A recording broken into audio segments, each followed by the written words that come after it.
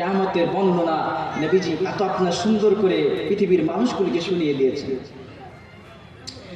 কিয়ামতের বর্ণনা করতে গিয়ে, কিয়ামতের আলামত করতে গিয়ে নবীজি বললেন, কিয়ামতটা যখন সন্নিকটে আসবে তখন দেখা যাবে গুরুত্বপূর্ণ আপনার চেয়ারগুলিতে অযোগ্য ব্যক্তিবর্গ গিয়ে বসবে। যারা শিক্ষিত নয় ওই সমস্ত মানুষগুলি আজকে গুরুত্বপূর্ণ চেয়ারগুলি দখল করেছে। বলুন ঠিক কি না? ঠিক। তার কারণ আল্লাহ নবী বলেছেন কিয়ামতের আগে অযোগ্য ব্যক্তিরাই চেয়ারে গিয়ে বসবে। আজকে দেখুন নবী আল্লাহ পাক রব্বুল আলামিন যখন কোরআনকে অবতীর্ণ করলেন, কোরআনকে নাজিল করলেন, তো আল্লাহ পাক সর্বপ্রথম একটা ওয়ার্ড, একটা শব্দ পৃথিবীর মানুষকে শুনিয়েছেন। শব্দটি কি জানেন? আল্লাহ কোরআনে সর্বপ্রথম যে শব্দটি নাজিল করেছিলেন জানেন কি সেই শব্দটি কি? শব্দটি হলো ইকরা। আল্লাহ পাক সর্বপ্রথম এই শব্দটি আল্লাহ পাক দুনিয়াতে নবীর প্রতি নাজিল করলেন, যার বাংলা মানে হলো পড়ো। আল্লাহ পাক রব্বুল আলামিন এই শব্দের দ্বারা পৃথিবীর সমস্ত মানুষকে একটা মেসেজ দিতে চেয়েছেন। মেসেজটি কি? পৃথিবীর মানুষ তোমরা সকলে পড়ো, কেননা পড়লে তোমরা এগিয়ে যেতে পারবে, আর যদি না পড়ো তো তোমরা এগিয়ে যেতে পারবে না। শিক্ষাই হলো জাতির মেরুদণ্ড, আর যে জাতির মেরুদণ্ড নাই, যে মানুষের মেরুদণ্ড নাই, ওই মানুষ যেমন সোজা হয়ে দাঁড়াতে পারে না, ওই রকম যে জাতির শিক্ষা নেই অর্থাৎ সেই জাতির মেরুদণ্ড নেই, ওই জাতিও সোজা হয়ে দাঁড়াতে পারবে না।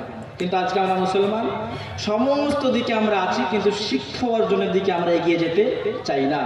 আমরা ভাবি ইসলামটা হয়তো একটা খেলনা জিনিস, ইসলামটা হয়তো যেমন তেমন জিনিস, ইসলামকে আমরা অতটা গুরুত্ব দিই না, ইসলামকে আমরা অতটা ভাবতেই চাই না যে কি একটা জিনিস। ইসলাম একটা পরিপূর্ণ জীবন ব্যবস্থার নাম। আল্লাহ পাক রব্বুল আলামিন ইসলামকে এমন একটা সুন্দর আপনার গঠন আকৃতি দিয়ে পৃথিবীর মানুষকে দিয়েছেন, কোনো মানুষ যদি সঠিকভাবে ইসলামকে মেনে নেয় তার আর অন্য কোনো কিছুর প্রয়োজন হবে না। সমস্ত জ্ঞানের যেখানে শেষ হয়ে যায় সেইখান থেকে আল্লাহর কোরআনের জ্ঞান শুরু হয়। জোরে বলুন না সুবহানাল্লাহ। আজকে বর্তমান জামানায় আমাদের দেখে অন্যান্য কোনো ধর্মের, অন্যান্য কোনো জাতির মানুষগুলি আমাদের দিকে আকৃষ্ট হবে তো কি দূরের কথা, আজকে আমরা অন্যান্য ধর্মের মানুষের কালচারগুলি মানতে শুরু করে দিয়েছি। আজকে আমরা দেখা যায় অন্যান্য ধর্মের মানুষরা যে কালচার করে, যে অনুষ্ঠান করে, সেগুলি আমরা করতে শুরু করে দিয়েছি। আমাদের চরিত্রগুলি তাদের দিকে পৌঁছানোর আমাদের চেষ্টা মোটেও নেই। কিন্তু এমন একটা চরিত্র আমাদের গঠন করা দরকার যাতে করে আজকে মুসলমান আপনাকে দেখে অন্যান্য ধর্মের মানুষগুলি আমাদের দিকে আকৃষ্ট হয়। Islam by good character, Islam by not force. ইসলাম ভালো চরিত্রের দ্বারা পৃথিবীতে ছড়িয়েছে, ইসলাম জোর করে পৃথিবীতে ছড়ায়নি। একটা ছোট্ট ঘটনা বলি আপনাদেরকে, মনে পড়ে গেল। দ্য ইউনাইটেড স্টেট অফ আমেরিকাতে দুজন বন্ধু, একজনের সঙ্গে আরেকজনের খুব গভীর সম্পর্ক, কিন্তু একজন হচ্ছে মুসলমান আর একজন হচ্ছে খ্রিস্টান। তো মুসলমান বন্ধুটার মনে চিন্তা, কেমন করে আমার ওই খ্রিস্টান বন্ধুটাকে আমি মুসলমান বানাতে পারবো, কেমন করে তার অন্তরটাকে আমি ইসলামের বাণীকে ছিদ্র করে দিতে পারবো। তিনি চিন্তা করতে করতে তিনি ভাবলেন তাকে ডাকতে হবে, দাওয়াত দিতে হবে। আর মানুষ দেখবেন যেখানে খাওয়ার দাওয়াত আছে সেখানে মানুষ আছে। ও কারণে তিনি করলেন কি, তিনার ফ্রেন্ডকে, তিনার বন্ধুকে দাওয়াত দিলেন, ইনভাইট করলেন ডিনারের জন্য, রাতের খাবারের জন্য। যখন ইনভাইট করলেন, বাড়িতে দুজনে খাওয়া কমপ্লিট করে দুজনে টি টেবিলে বসে দুজনে দুটো আপনার চা নিয়ে গল্প করতে করতে মুসলমান বন্ধুটা খ্রিস্টান বন্ধুকে বলছে, ও মাই ফ্রেন্ডস, হ্যাঁ আমার বন্ধু, how much time to need to make a parallel circle by 2 million Christian? তোমার কতক্ষণ সময় লাগবে 20 লক্ষ খ্রিস্টানকে সমান্তরাল গোলাকার ভাবে দাঁড় করাতে? খ্রিস্টান বন্ধুটা বলছেন, what is hell are you talking about? কি সব ভুল ভালো হচ্ছে তুমি? 20 লক্ষ খ্রিস্টানই বা পাবে কোথায়?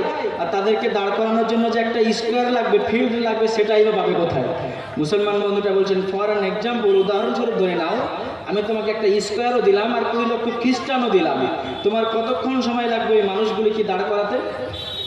মুসলমান বন্ধুর কথা শুনে খ্রিস্টান বন্ধুটা বলছেন, I think I need 1 week, আমার মনে হয় আমার 1 সপ্তাহ সময় লাগবে। মুসলমান বন্ধুটা বলছে, keeping your mind there are not same countries man, তোমার মাথায় রেখো, চিন্তায় রেখো, তারা কিন্তু একই দেশের মানুষ হবে না। খ্রিস্টান বন্ধুটা বলছেন, it is very tough for me, এটা আমার জন্য অত্যন্ত কঠিন হয়ে যায়। I think I need 2 week, আমার মনে হয় আমার 2 সপ্তাহ সময় লাগবে। খ্রিস্টান বন্ধুটা তখন এবার মুসলমান বন্ধুটা বলছেন, keeping your mind there are not same languages man, তারা কিন্তু একই ভাষার হবে না। কেউ দেখা যাবে তো ইংরেজি ভাষার হবে, তো কেউ বাঙালি হবে, কেউ গুজরাটি হবে, কেউ মারাঠি হবে, কেউ তামিলি হবে, তো কেউ আপনার হিন্দি ভাষীর লোক হবে, বিভিন্ন ভাষার লোক থাকবে। তুমি কেমন করে করবে? খ্রিস্টান বন্ধুটা বলছেন, it is very very tough for me, এটা আমার জন্য খুবই কঠিন হয়ে যায়। I think I need 3 week, আমার মনে হয় আমার 3 সপ্তাহ সময় লাগবে। মুসলমান বন্ধুটা বলছেন, keeping your mind there are not same ages man, তারা কিন্তু একই বয়সেরও হবে না। And they are keeping in your mind there are not same gender man, তারা কিন্তু একই লিঙ্গেরও হবে না, কেউ পুরুষ হবে তো কেউ মহিলা হবে, আবার তাদের বয়স এক হবে না, আবাল বৃদ্ধ বনিতা সকলেই থাকবে। খ্রিস্টান বন্ধুটা বলছেন it is very very tough for me, এটা আমার জন্য খুবই খুবই কঠিন হয়ে যায়, I did not make it, এটা আমি করতে পারবো না। খ্রিস্টান বন্ধুটা বলছেন আই মেক ইট, আমি এটা করতে পারবো মাত্র 10 মিনিটের ব্যবধানে, জোরে বলবেন না সুবহানাল্লাহ। খ্রিস্টান বন্ধুটা বলছেন কি বলছো তুমি, 10 মিনিটে এত বড় একটা কাজ কি সম্ভব? খ্রিস্টান বন্ধুটাকে মুসলমান বন্ধু বললেন হ্যাঁ সম্ভব। এই বলে তিনি করলেন কি, খ্রিস্টান বন্ধুর পরিচয়কে গোপন রেখে মক্কায় যে মসজিদে হারাম আছে কাবার পাশে, ওইখানে আপনার অন্যান্য ধর্মের অন্যান্য জাতির মানুষদের এন্ট্রি প্রবেশ করা নিষেধ, তাই তিনি করলেন কি তার বন্ধুর পরিচয়কে গোপন রেখে কাবার পাশে মসজিদে হারামের পাশে একটা বিল্ডিং আছে, বিল্ডিংটির নাম হলো দ্য রয়্যাল ক্লক টাওয়ার, 120 তলা বিল্ডিং। ওই বিল্ডিং এর 80 তলাতে একটি রুম ভাড়া করলেন। রুমটা ভাড়া করার পরে 80 তলায় যখন অবস্থান করছেন, ওখানে খ্রিস্টান বন্ধুটা মুসলমান বন্ধুকে বলছেন হোয়ার আর ইউর ম্যাজিক, তোমার জাদু কোথায়? সে ভেবেছে জাদু ছাড়া 20 লক্ষ মুসলমানকে সমান্তরাল গোলাকার ভাবে দাঁড় করানো সম্ভব নয়, তাই সে বলছে তোমার জাদু কোথায়? মুসলমান বন্ধুটা বলছেন চলো আমরা যাই জানালার কাছে, আমরা ওপেন দ্য উইন্ডো, জানালাটাকে খুলে দেখি। জানালার কাছে গিয়েছে, জানালাটাকে যখন খুলেছে, মসজিদে হারামের চারিপাশে একই রকম পোশাকে ইহরাম বাঁধা অবস্থায় 20 লক্ষেরও বেশি মানুষ ঘোরাঘুরি করছে। ওই সময় মসজিদে আপনার হারামে কাবাতে আপনার মাগরিবের আজান শুরু হয়ে গেছে, আর সমস্ত মানুষ যে যেদিকে ঘোরাঘুরি করছিল সবাই কাবা চারপাশে গোল হয়ে নামাজের জন্য দাঁড়িয়ে গেছে। মুসলমান বন্ধুর এই ঘটনা খ্রিস্টান বন্ধু তাকিয়ে তাকিয়ে দেখছে।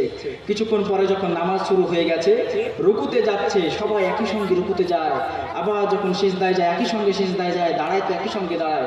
খ্রিস্টান বন্ধু এটা দেখে আপনার স্টার্টেড টু ভাইব্রেট, সে কাঁপতে শুরু করে দিয়েছে। He is started to cry, সে কাঁদতে শুরু করে দিয়েছে। আর মুসলমান বন্ধুকে বলছেন কি একটা তোমাদের অপূর্ব দৃশ্য, অপূর্ব একটা ধর্ম, 20 লক্ষ মুসলমান একই আপনার তলায়, একই আপনার জায়গাতে সবাই সমান্তরাল গোলাকার ভাবে মুহূর্তের মধ্যে দাঁড়িয়ে গেল, কেমন করে সম্ভব হলো? তোমাদের ধর্মটা দেখে আমি অত্যন্ত খুশি হয়ে গেলাম, আমি তোমাদের ধর্মে আসতে চাই, মুসলমান হতে চাই, তুমি আমাকে কালিমা পড়ে মুসলমান বানিয়ে নাও, জোরে বলুন না সুবহানাল্লাহ। মুসলমান বন্ধুটা তখন বলছেন তুমি যাও, অপবিত্র অবস্থায় আপনার কিনা তো ইসলাম গ্রহণ করা যায় না, তুমি যাও অ্যান্ড মেক দা ওযু, তুমি ওযু বানিয়ে এসো, আর আমার কাছে এসে কালেমা লা ইলাহা ইল্লাল্লাহু মুহাম্মাদুর রাসূলুল্লাহ পড়ে মুসলমান হয়ে যাও, জোরে বলুন সুবহানাল্লাহ। কি সুন্দর চরিত্র পারফরমেন্স করলেন, যার দেখে অন্য ধর্মের মানুষ আকৃষ্ট হয়ে মুসলমান হয়ে গেল। তারা মুসলমান হতে বাধ্য, কেননা তাদের কিতাবের মধ্যে আছে ঘুরাং হতার মিন্দ্র হতা ইন্দ্র রামা হাসুর ইন্দ্রা অল্ল জ্যেষ্ঠং সুষ্ঠং পরমং পূর্ণাং ব্রাহ্মণ অল্লাম। অল্ল উপনিষদ 29-30 নম্বর পৃষ্ঠায় এই শ্লোকটি আছে, যার মানে হলো দেবরাজ ইন্দ্র অপেক্ষা আল্লাহ শ্রেষ্ঠ, তাই আল্লাহকে মেনে নেওয়া ইন্দ্রকে মেনে নেওয়ার থেকে উত্তম, জোরে বলুন না সুবহানাল্লাহ। তাহলে তারা মানতে বাধ্য হতো যদি আমি চরিত্রটা দেখাতে পারতাম, কিন্তু আজকে মুসলমান আমরা সেই চরিত্র না দেখিয়ে আমাদের চরিত্রটা এমন দেখিয়ে দিলাম, আমাদের মুসলমানরা নামাজ থেকে বিরত হয়ে যায়। নতুন একজন মুসলিম মসজিদে যদি নামাজ পড়তে যায়, তো মানুষেরা বলে দেখো নামাজ পড়তেছে, বাবা রে ওর বাপই কোনদিন নামাজ পড়ে না, ও নামাজ পড়তে এসছে, আছে না? আপনাদের দিকে না হয়তো, কিন্তু আমাদের দিকে আছে।